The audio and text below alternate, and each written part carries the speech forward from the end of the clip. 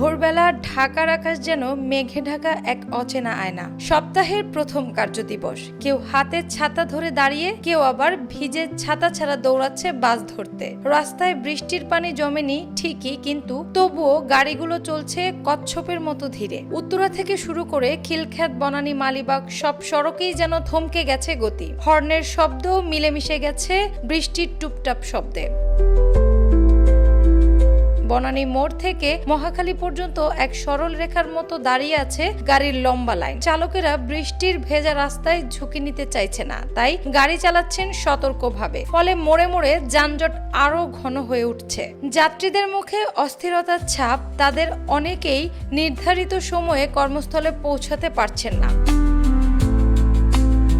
রিকশা ও সিএনজির ভাড়া হঠাৎ বেড়ে গেছে। বৃষ্টির সুযোগে যেন তারা গন্তব্যে পৌঁছানোর জন্য বাড়তি মূল্য দাবি করছে। অফিসমুখী মানুষদের চোখে মুখে বিরক্তি। তাদের ভিজে জামা কাপড়, ভিজে ব্যাগ আর মাথার উপর ছাতার ঠক ঠক শব্দে ফুটে উঠছে দিনের শুরুটা কতটা অস্বস্তিকর। জাহাঙ্গীর গেট, বিজয় সরণি, ফার্ম গেট সব জায়গাতেই একই চিত্র। রাস্তায় পানি জমেনি, তবুও যানজট যেন আগের চেয়ে আরো প্রকট। ব্যক্তিগত গাড়ির সংখ্যা বেড়ে যাওয়ায় সিগন্যালের লাল আলো যেন দীর্ঘশ্বাস হয়ে দাঁড়িয়েছে শহরের বুকে।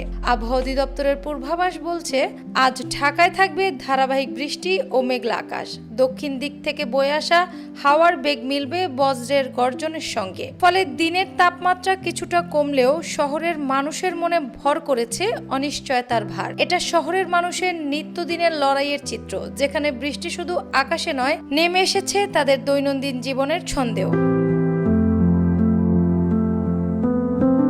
অ্যানি আক্তার, বাংলা বাজার পত্রিকা।